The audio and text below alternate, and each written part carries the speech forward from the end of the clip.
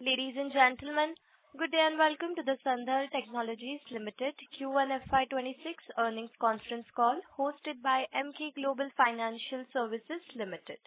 As a reminder, all participant lines will be in the listen-only mode, and there will be an opportunity for you to ask questions after the presentation concludes. Should you need assistance during the conference call, please signal an operator by pressing star, then zero on your touch-tone phone. Please note that this conference is being recorded. I now hand the conference over to Mr. Chirag Jain from Emkay Global Financial Services Limited. Thank you, and over to you, sir. Thank you, Anushka. Good morning, everyone.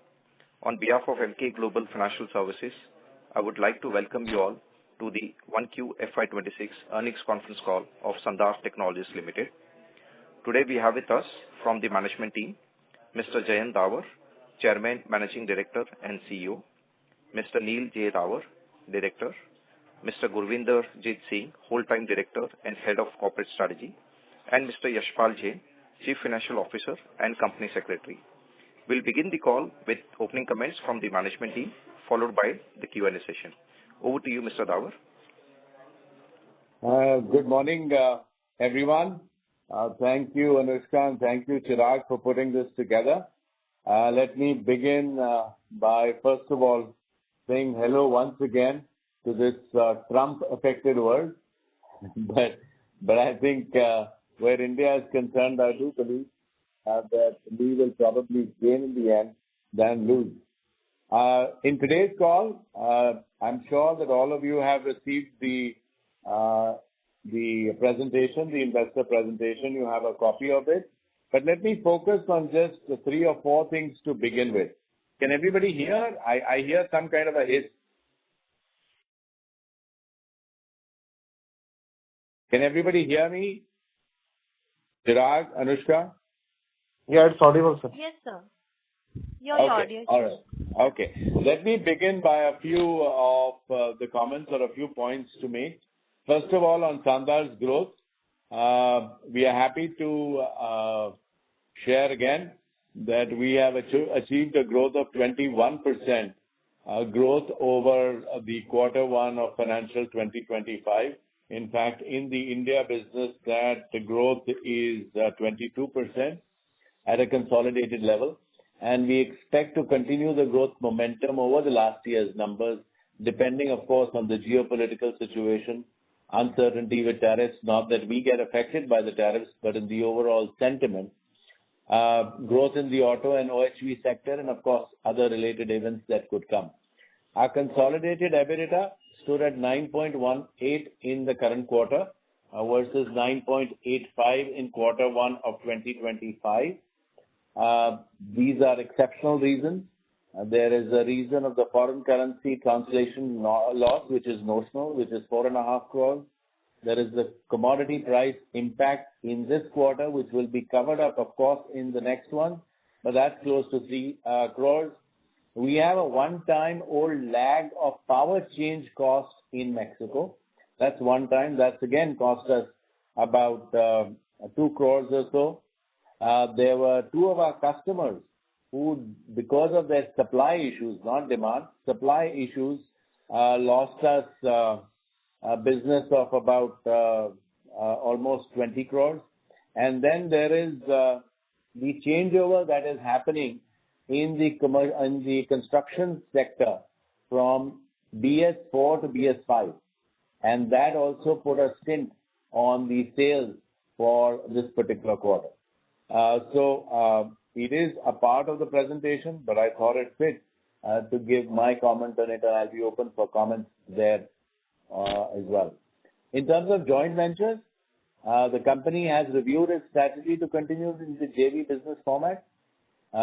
We are consolidating our business activities and focusing on core business.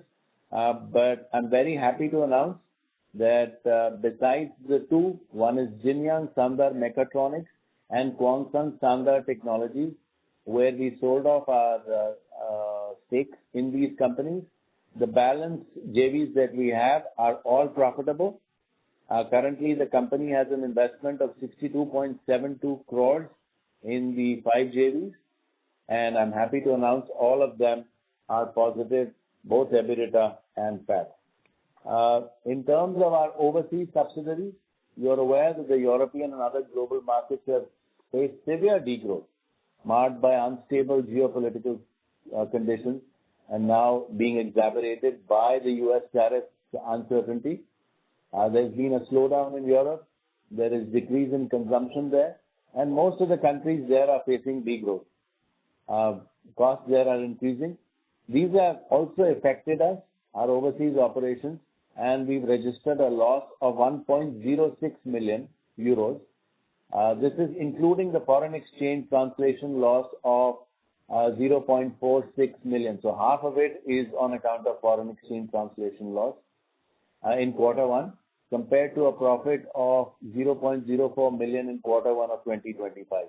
Well, you'd be happy to know the company has taken many steps now to reduce costs, increase operational efficiency, and expand the customer and product base.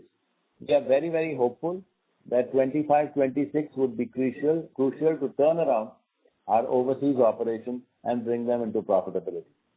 The last aspect I want to speak about is our EV foray. The company has started commercial production of battery chargers, motor controller, and DC-DC converters, and is getting very positive response from the market. The customer base is gradually increasing with more customers, and we generated a revenue of a little less than 2 crores in the first quarter to begin with. With that, I open the house for questions. We have with us today Neil and GJ, who are joining me as directors, and we have Mr. Yashpal Jain, who is the CFO, who will take on any questions regarding to any numbers or so on and so forth. With that, thank you very much once again, and we are open for questions now. Thank you. Thank you very much. We will now begin the question and answer session.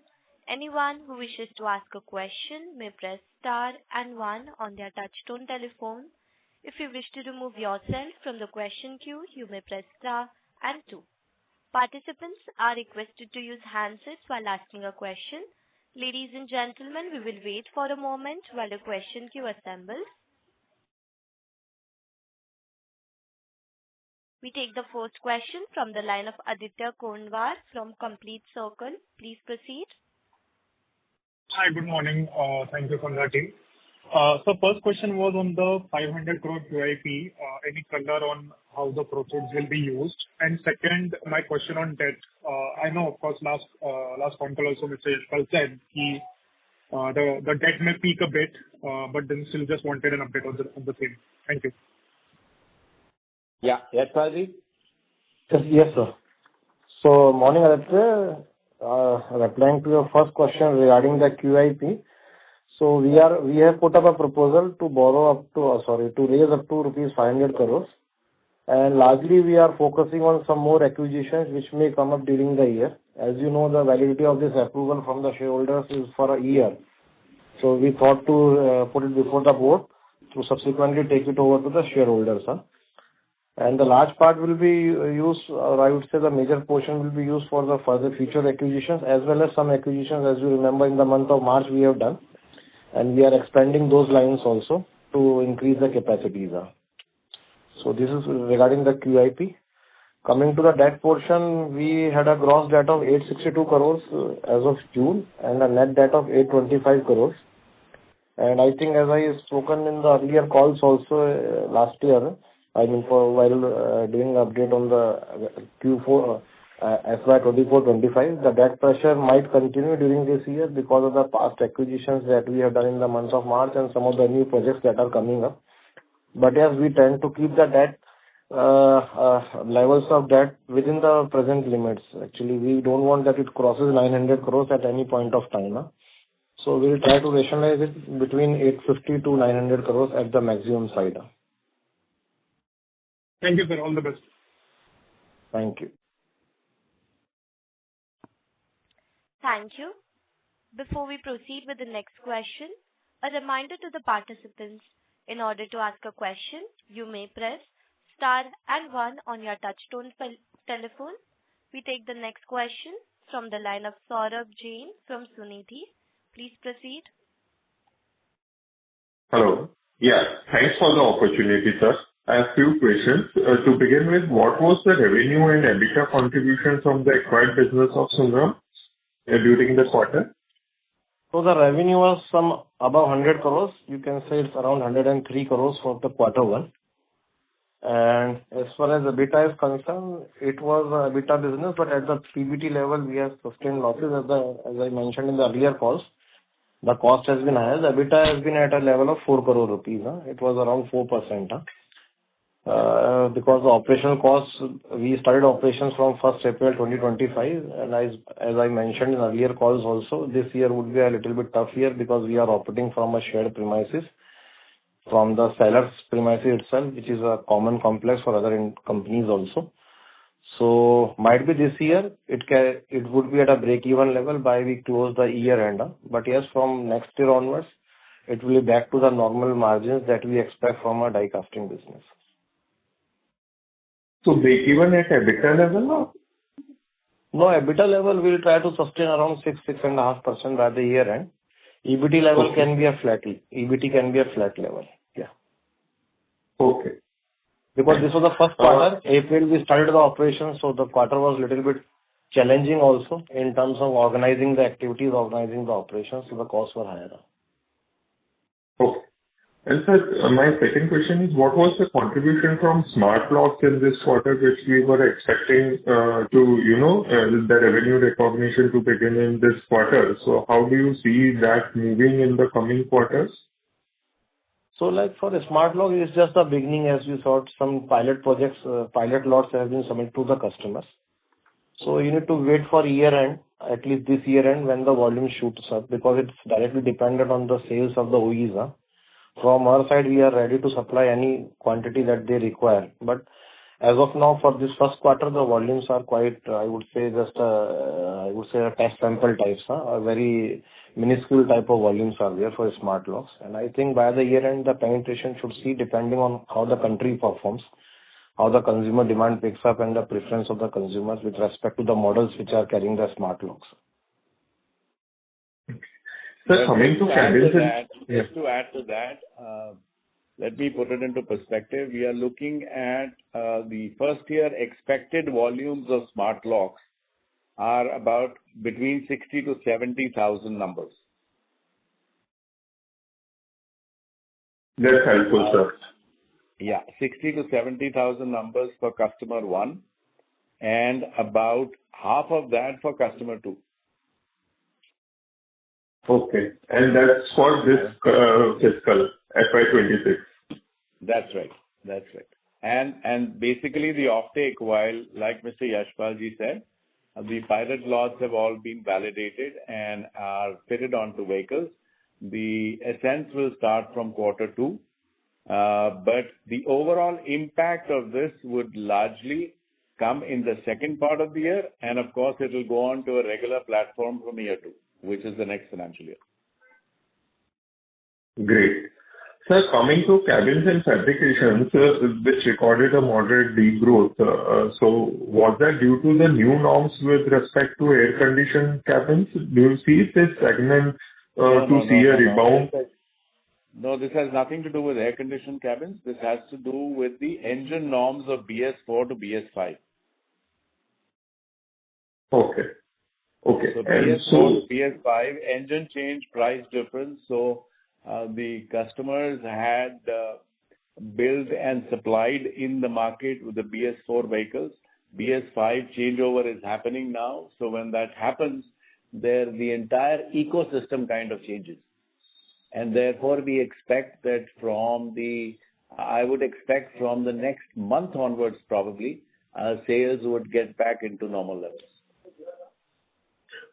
Okay, so the pent-up demand of last 2 quarters should eventually make up for the rest of the year, right? That's difficult for me to say. That's difficult for me to say what the new demand is going to be, because the newer vehicles will also cost a little more.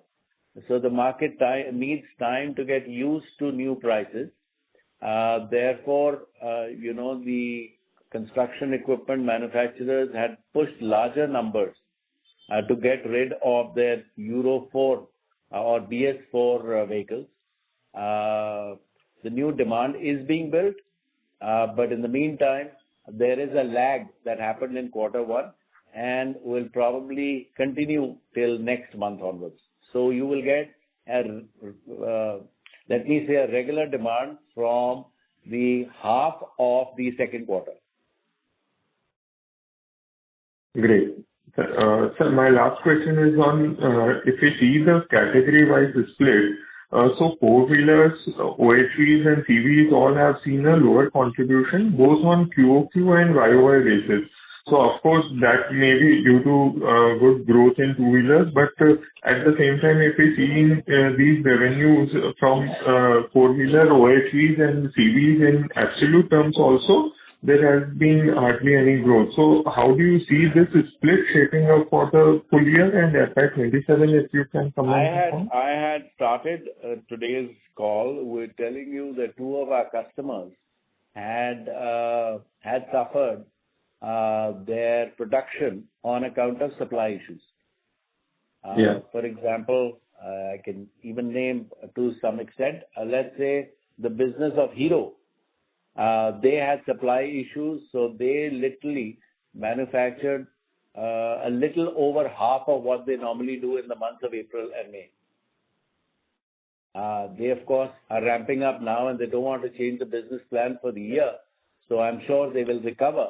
But in the meantime, that suffering that happened in the first quarter affected all of us. Okay. And one small question, if I can squeeze in. Sir, we were expecting like 0.5% kind of EBITDA margin expansion in this fiscal. So in the first quarter, we have, of course, a few one-offs, which you explained. So are we on track to have that 0.5% of EBITDA margin expansion for the at this point of time, we see no reason to change our projection. Yashpal, do you want to add something to it? Yes, sir. Adding to that, we are very much on the targets of improving the margins by 0.5%. First quarter has been exceptional with few of the exceptional items that we have mentioned in the investor presentation also. So starting quarter 2 to quarter 4, the recovery would be coming up, especially in the acquired businesses also, as well as the overseas businesses also. Great. Thanks. That's all from my side, sir. Wish you all the best. Thank you. Thank you. Before we proceed with the next question, I would like to again remind participants, in order to ask a question, please press star and 1 on your touchtone telephone. We take the next question from the line of Saket Kapoor from Kapoor & Co. Please proceed. Namaskar, sir. Am I audible, sir? Namaskar. Yes. Yes. Sir, if we summarize the first quarter operational performance and we take the one-off out from the sales from the profitability part, this has been a tough quarter. So in terms of profitability also. So if you could just give some sense, although there is an increase in revenue, but when we removed the other income component, the profitability has taken a hit. Is that understanding correct, sir? No. Yes, it is not. So let me just answer this in my form, and then of course Yashpalji will explain this better. See, you have to understand that 10% of the revenue, which came from the new acquisition, had a negative content to it in terms of bottom line, both at EBITDA and PAT levels.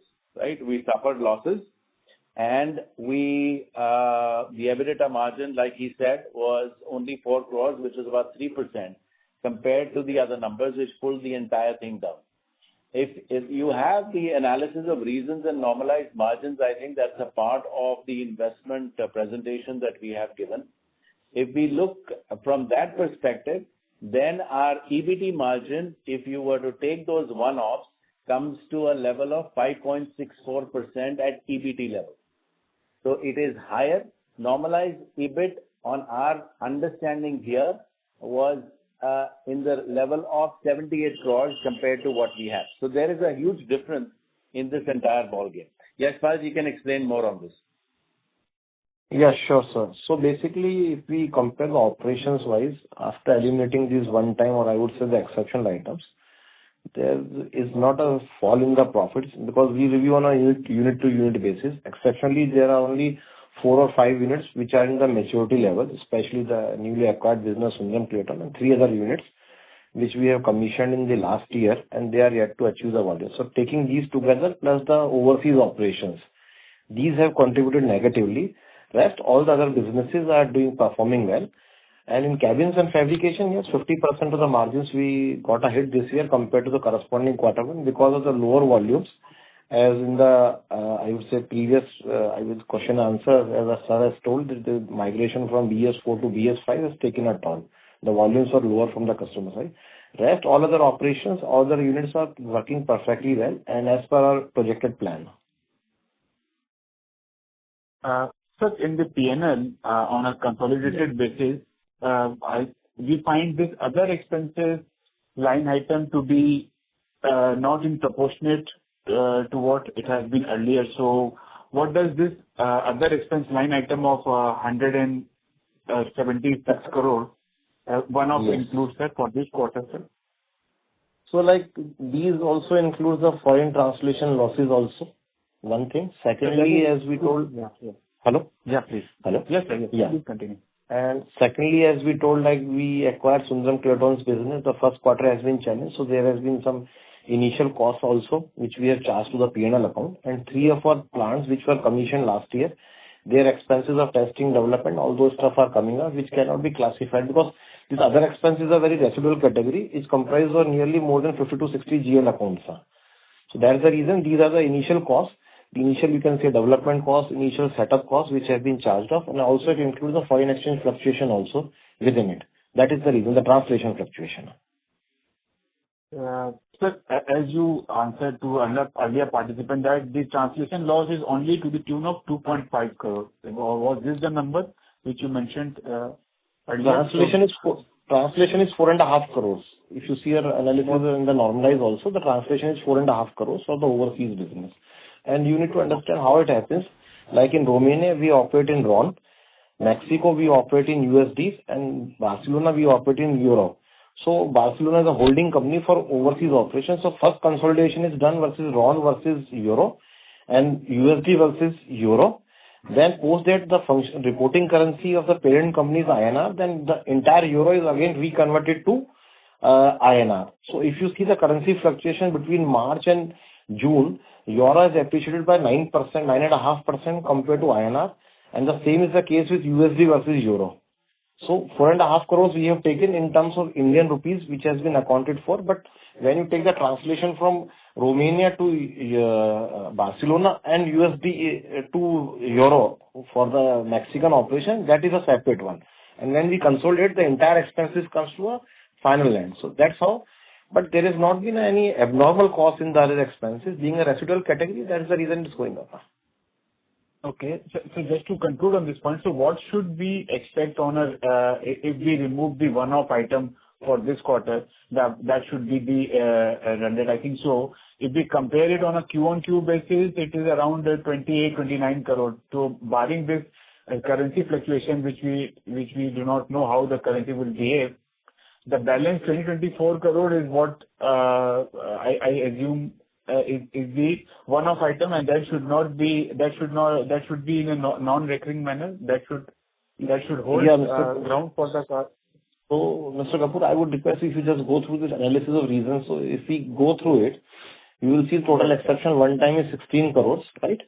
Then in the new projects which are yet to achieve is 10.5 crores, 10.65 crores. That makes an impact of 27 crores. So, as our chairman also explained to the earlier participant that foreign currency translation loss, the 4.5 crores that we have shown, that is from the conversion from overseas to India. It all depends on currency size. If 100 rupees euro goes down to 90, this will be a reverse situation in the next quarter. Bearing the commodity price impact and the one-time power cost in Mexico, so the commodity price cost is depend because what happens is the customer reimburses us on basis of average price of the earlier quarter. And during the quarter, the buying price might be higher than the average price because the buying price of the current quarter. So it's a lag of one quarter which continues. But in case the commodity prices comes down, it will be a negative, I would say a positive impact in the coming quarter. Power cost is a one-time, non-recurring. 10.65 crores, it includes the Sundaram projects and other new projects, which is an exception, I would say, because second quarter we are expecting the volume should come up, and quarter one is always traditionally a lower volume quarter in terms of the auto industry. So majority of them are the exception one. Bearing them, if we eliminate 27 crores, we are back to the normalized EBITDA margins, and I think they should continuously improve also. One small point as to what it would have been. Your question as to what it would have been, I think it's written in the chart. So normalized profit would have at EBT level would have been 61.43 crores. Yeah. Compared to what we have. Yes, sir. Compared to the number that you have. Okay. Sir, and on the aluminum casting business, the consolidation part, if you could explain the rationale and the benefits that flows into. And I have one suggestion, sir. What we find as investors and analysts is that our presentations are uploaded at around midnight, at around 11:40, 11:45, and then the call is held very early in the morning at 10 a.m. So if these two can be adjusted, sir, that will provide us more opportunity and no repetitive questions which are present in the presentation. All right. Will not occur, sir, going ahead. No, you have a good suggestion. What we will do is next time onwards, we'll probably give 24 hours before we have this meeting. Yes, sir. Because, the meeting was held yesterday. By the time we send our documents to SEBI and then prepare this, it obviously takes time. But next time onwards, we will make sure that we give a one-day gap before we have this conversation. What was your question, sir? On the aluminum casting business consolidation, if you could just explain the rationale and what the benefit we will accrue going. Yes. So what we are doing, sir, in the entire case scenario, we are consolidating businesses. So aluminum, which is now becoming a big entity, sheet metal, which is becoming a big entity, our automotive proprietary business, which is becoming a big category, and the fourth portion is the construction equipment. These are four being rationalized into large businesses. As such, these grew out of supplementary growth areas. So when we made locks, we started making zinc, then we started making aluminum parts and so on and so forth. But as we grew, we felt that there was an outside demand, and to meet that demand, when we started to grow these businesses, each one of them is now at considerable levels and are poised to grow much faster than some of the other businesses. So aluminum business, as you would see, I don't know what guidance we've given so far, but our internal business plan is literally to double from where we were last year. Similarly, sheet metal business, with the addition of 3 supplementary plants that have been put, is also growing at a level which is very, very aggressive. So we are developing these 4 verticals to grow much faster, and each vertical is being given the autonomy to become like an independent company. That, sir, is the case scenario where we will be able to use volume, scale, and growth and core competence of each business in a much better fashion than when we do it together as hybrids. Yes, Palji, you want to add something? Yes, sure, sir. So, Mr. Kapoor, as you remember, 3 years back, we were operating predominantly into locks and mirrors, our parent business, the proprietary business. And gradually then we started leveraging to the market in terms of the new products, die casting, sheet metal, and we did a capex investments also in these projects. Now the purpose of hiving of these businesses to the separate entities to create large size companies to take on the competitors and the market effectively. Because earlier we were working in the hybrid company, the parent company, Sandhar Technologies, we used to contain 4 different verticals. So now we are focusing on a specialized companies with the dedicated teams, looking and concerning and focusing on their specific areas. So while Sandhar as cast will be dedicated to die casting business for aluminum and zinc, and they can effectively take on and capture the market. The same is the aim behind hiving of the sheet metal business to Sandhar Engineering, so that they can effectively create a large fabrication company more focused on that.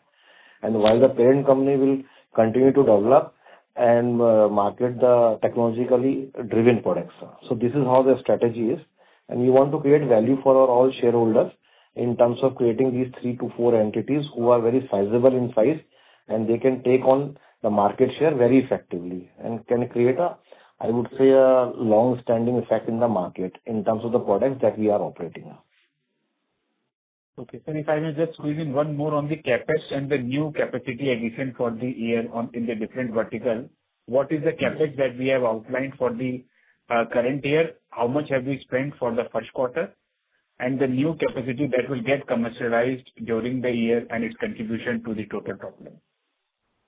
So like in the first quarter, we have spent 101 crores, which includes the balance consideration of 50 crores that we have paid to Sundaram Clayton. As you remember, we bought it for 163 crores, 113 we discharged before March, and 50 we have discharged on 13th of April. Right. Another 50 we have added to our existing, which includes some portion to die casting also and some portion to the sheet metal business also. This year, in terms of more expansion plans, we are tending to spend something around 200 crores more. This includes, if you assume it would be 300 and minus the 50 crores was upfront that we paid to Sundaram Clayton. So effectively 250 crores of growth and as well as maintenance capex would be there. Okay. And the new capacity which will get commissioned or will contribute to the top line for this year, what are the new? New capacities would be ready by the year end. So effectively the contribution would be coming from the next year, because normally die casting, sheet metal, whenever we start making the plants or expanding the capacities, 6 to 7 months it takes to build up the capacities. Then the customer trials, verification, the development, cost, sampling, all these comes up. So effectively the revenue additions will be coming from FY 26-27. Okay. And sir, any color you would give for this quarter? How are traditionally quarter two is for the company and the industry? Q1 is softer, as you mentioned in your opening remarks. Yeah. So going forward, how the Q2 is a monsoon affected quarter, but since we are present globally in many countries, so how should we look at Q2 and what we are hearing from the news daily is that the demand for the automobile has shrunk month on month. So will that have any effect or should be having effect on our business profile or our business program? If you could just allude to the same. I personally feel that the quarter two will be considerably better than quarter one. One reason, one-off contents will not be there. Our businesses that had been set up in the last few years are stabilizing. The new acquisition itself is stabilizing. So I personally feel that we will get a much better and a considerable improvement over quarter one. Right. Sir, I'll join the queue for follow-up, but there is lack of awareness for investing community since the IPO. Valuations or the enterprise value have remained subdued.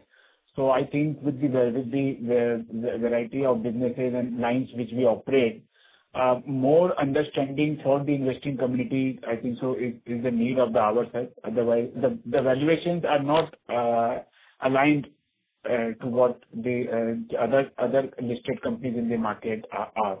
So we should look into the aspects of what are the reasons why investors are not unable to figure out the value embedded in our company. And I think so, sir, you are coming with this QIP offering.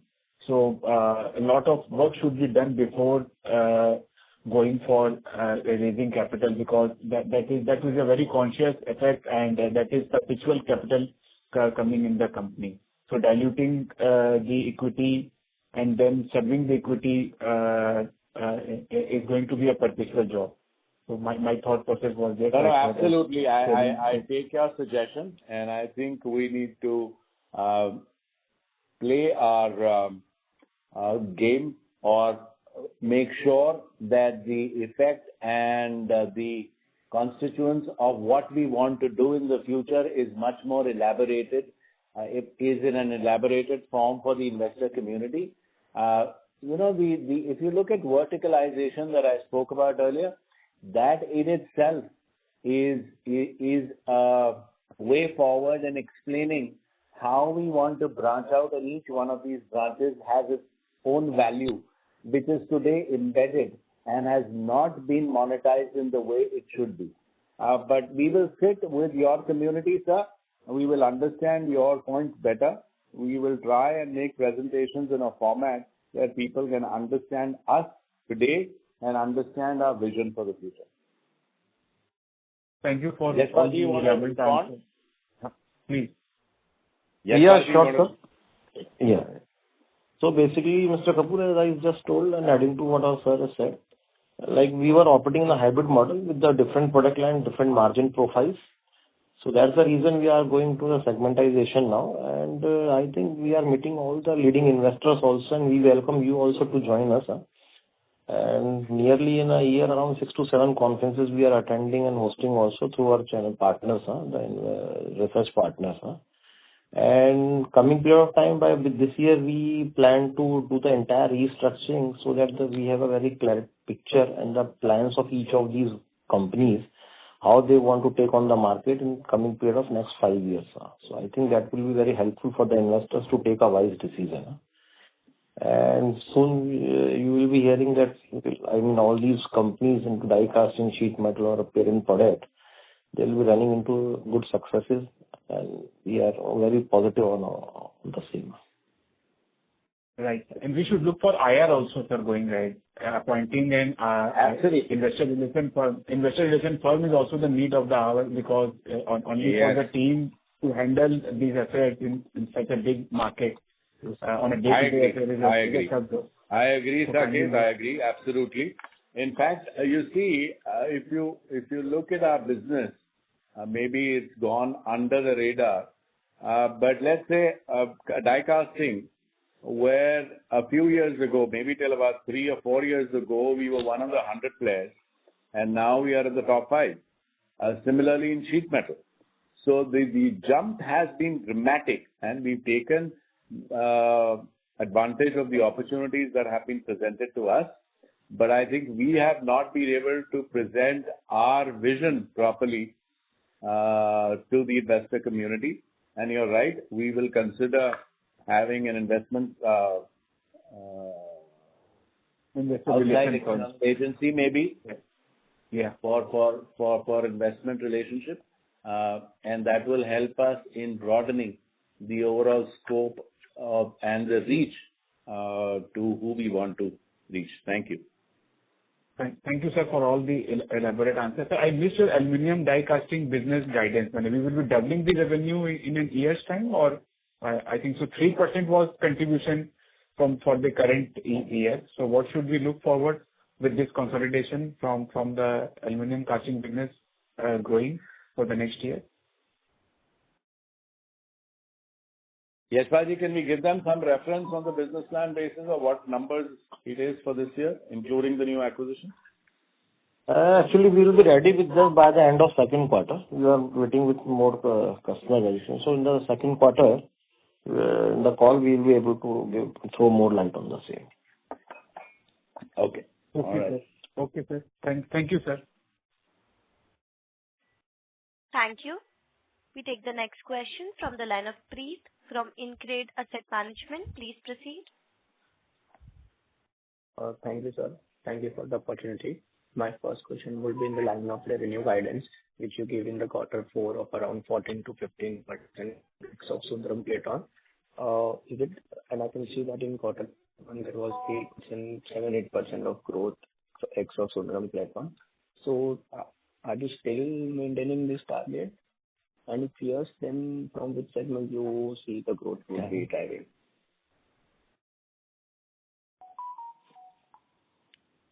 This is regarding overseas operations, right? Hello? Hello, am I audible, sir? Yeah. Can you just repeat the question again because your voice? Yeah, I was saying that the revenue guidance which you gave in the quarter 4 was 14 to 15%, and in the quarter 1 the revenue growth ex of Sundram Platon is 7-8%. So do you still maintain this guidance? And if yes, then from which segment will you be getting this growth? No, let me just bring it up, and then I'll leave it for Yashpalji to quote this forward. I did mention to you that there were 2 customers who had supply issues, and therefore they cut their manufacturing or their production output to a little over half. and why they do have plans to cover that up. So in a normalized way, it would have been higher, and we do expect to cover up a large part of what we've lost in the subsequent quarters of this year. Yes, Valji? Yes, sir. So we maintain the sales target that we have released in the earlier calls. The quarter one has been exception due to the customer side, but yes, starting quarter two, I think we should be able to achieve the targets that we have set.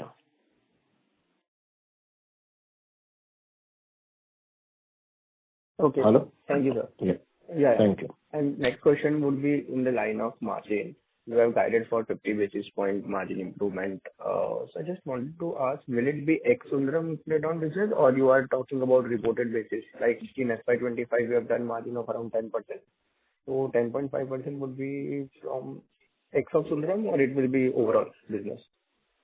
So like Sundaram, as I said to the earlier participant, would be not to our expectation that we expect the EBITDA in the current year, but still we have kept a target to improve by 0.5%. So which means anything starting up to 0.5%, we will try to improve it, including Sundaram Clayton. When we say 0.5%, it means the entire consolidated financials. We will try to improve up to 0.5%, starting from 10 bis to 50 bis basis. Any improvement would be there. Yes, the profits, or I would say the margins from Sundaram Clayton would not be up to that level in the current financial year, but there are other businesses who are doing good. So they should offset this the gap in the Sundaram Clayton margins. But I think up to 0.5%, anything between 10 bis to 50 bis, we should see an improvement in the current financial year. Okay. Thank you, sir. Sir, my last question will be in the line of your long-term plans. Like now you have been doing 500 odd crores of QIP, and you are still planning to do inorganic acquisition. I just wanted to understand what is your aspire segment mix, say 5 years down the line.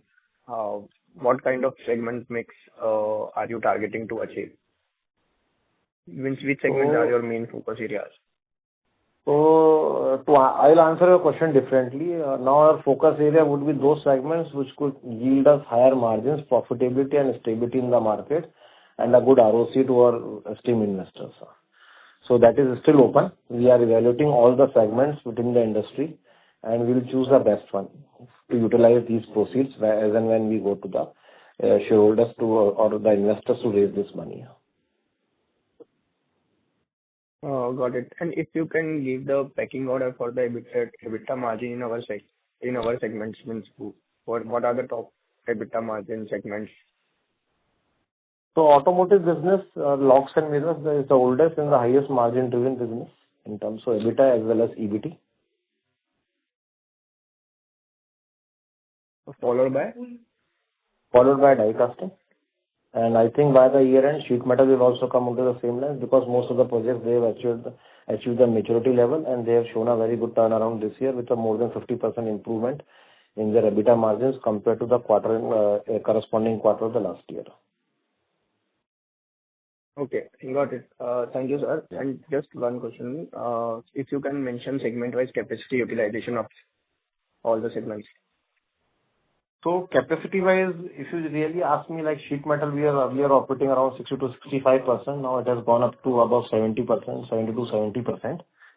And similarly, in others also, we are operating like around 60 to 70%. And as far as, because we operate in different segments, the product natures are different, the lines in case of the assembly business are different. So specifically, if you ask me how many machines are running at what capacity, so it's I would say compared average figure. But yes, we have capacities to achieve the sales target that we have set, the revenue target that we have set for another 3 years of time.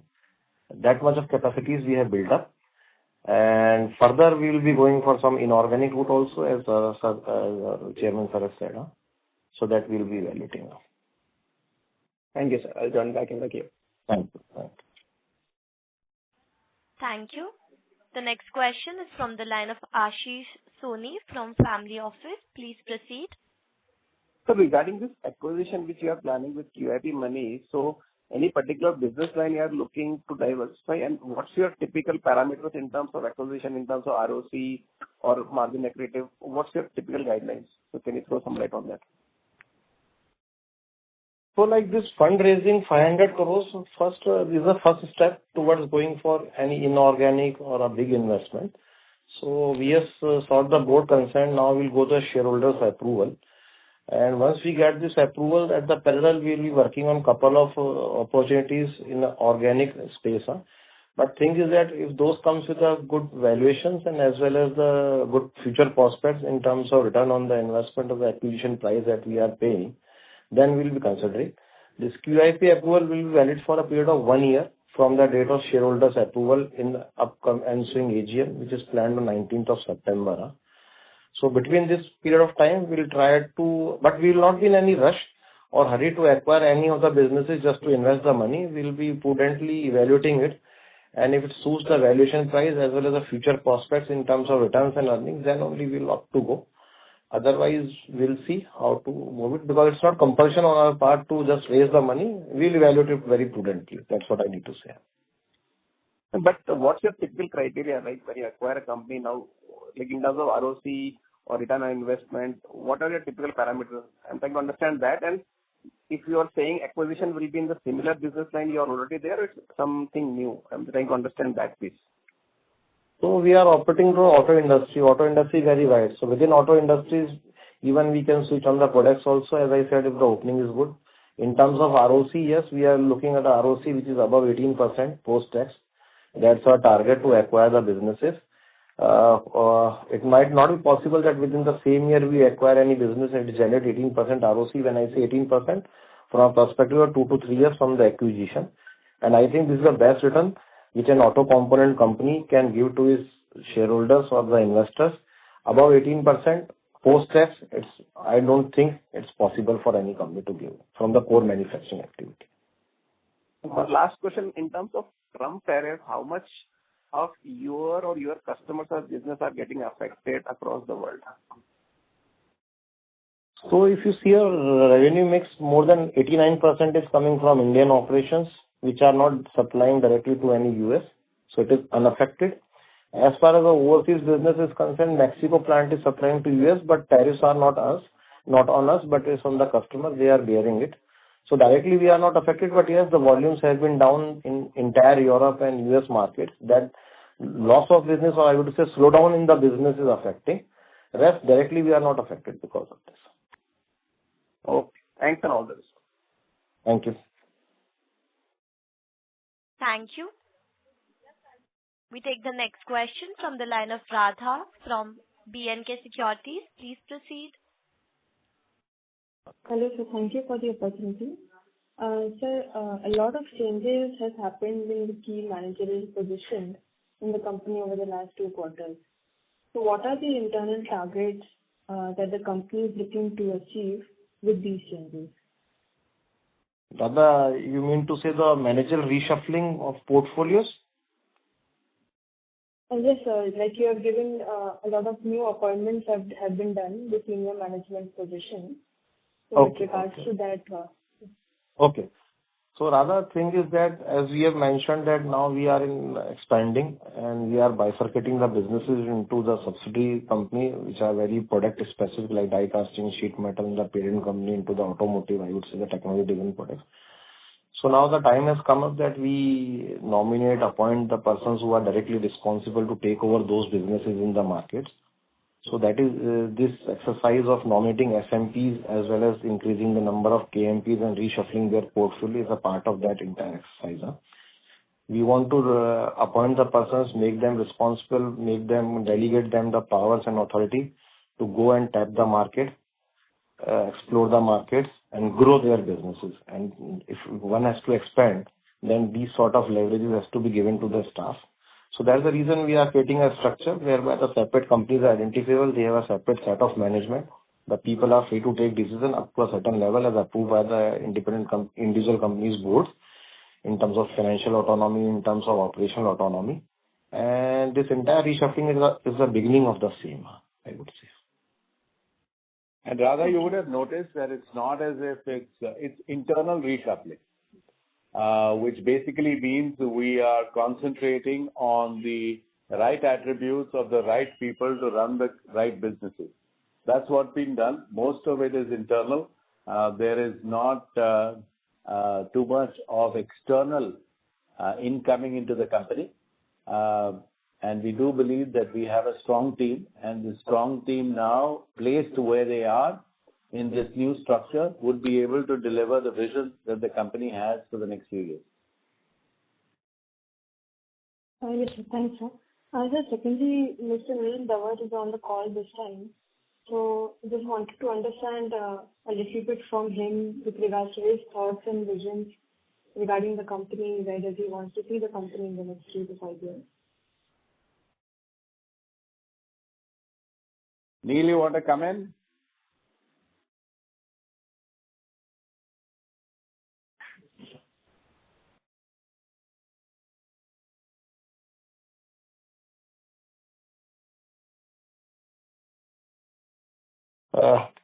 Can I answer? I think.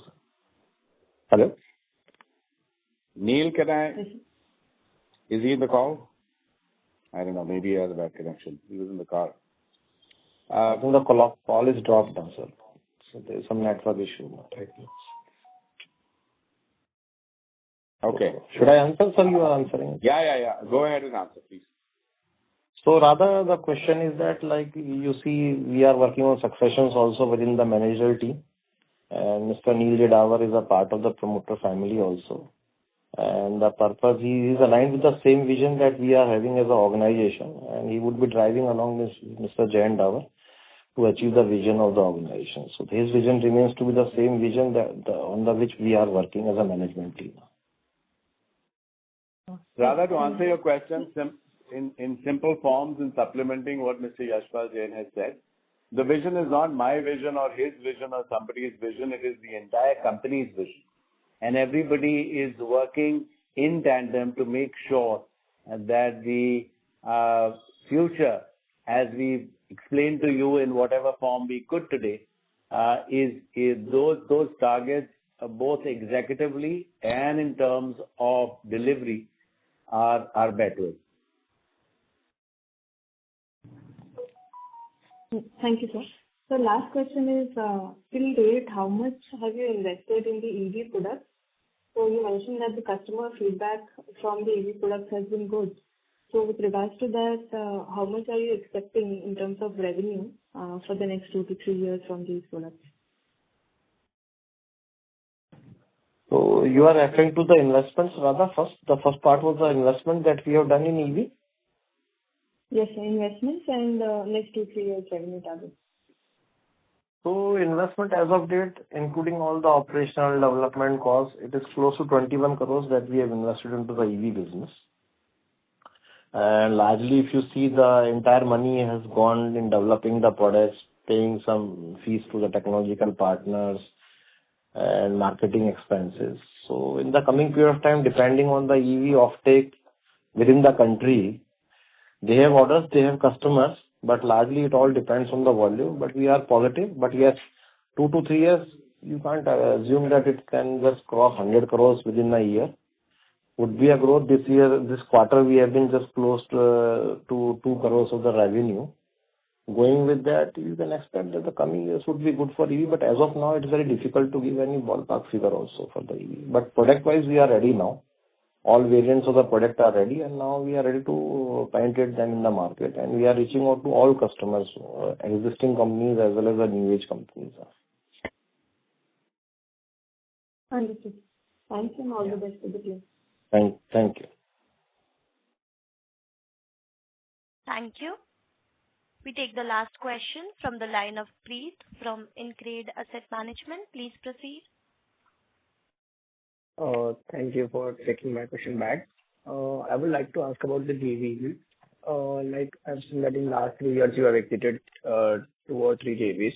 So are you planning to stay with all 5 JVs? And what was the revenue and EBITDA margin for Q1? And what do you expect in full year? Thank you. Sure. So I'll answer first, the second part of your question first. So this quarter, if you ask me the revenue of all these 5 JVs together, our share of revenue was 37 crores, the JVs. And they achieved a EBITDA margin of 10.72%. and the PAT of 5.15%. So I think it's very decent one compared to double-digit margin in EBITDA and 5.15% in PAT. So as of now, all these JVs are performing very well. And as in the opening remarks, our chairman has said that we are evaluating the JVs, how they are performing, whether they are aligned with our motto and vision in the future. And at the right time, we will take the right decision. But as of now, yes, we are continuing with the 5 JVs. That's the truth.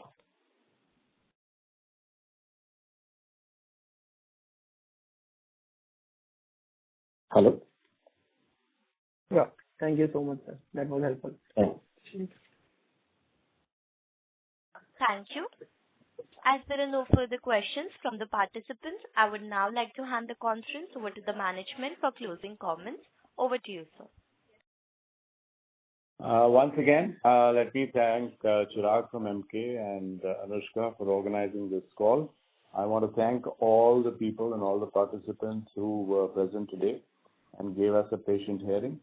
I want to assure them that there were a lot of suggestions that have come from you, and we would make sure that we listen to each one of them and see whichever ones are appropriate and make sense in the overall growth and vision of the company. We incorporate them accordingly. Thank you all once again, and look forward to having a chat with you again in the next quarter. Okay, with that, thank you all once again. Thank you. Thank you. Thank you. On behalf of MK Global Financial Services Limited, that concludes this conference. Thank you for joining us, and you may now disconnect your lines. If you found this video helpful, please like, share and subscribe to Concall India for latest upcoming Concall.